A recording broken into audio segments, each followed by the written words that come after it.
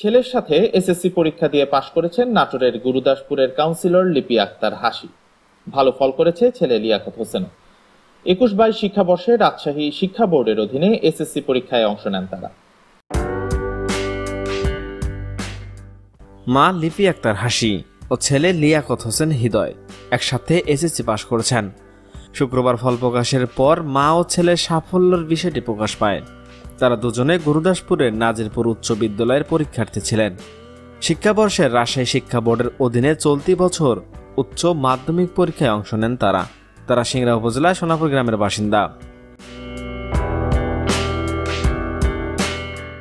লিপি আক্তার সিংড়া চামড়ি ইউনিয়ন পরিষদের 1, 2 ও 3 নম্বর ওয়ার্ডের সংরক্ষিত নারী সদস্য।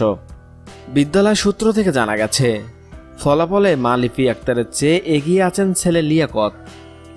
জিপিএ 5 এবং মা লিপি আক্তার পেয়েছেন জিপিএ 4.54।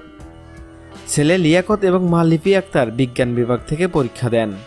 মাধ্যমিক পাশ করা লিপি আক্তার উচ্ছ্বসিত কণ্ঠে জানান, লেখাপড়া করার ইচ্ছা ছিল প্রবল, অর্থ অভাবে পিতার বাড়িতে সেই ইচ্ছা পূরণ হয়নি। সংসারে তার 2 সন্তান রয়েছে।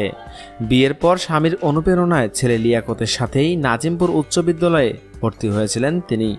বছর 5 আগে স্বামী লোকমান মারা যাওয়ায় চরম অর্থকষ্টের মধ্যে পড়েন তিনি, তবুও হাল ছাড়েননি। সন্তানের সাথে পড়াশোনা চালিয়ে গেছেন।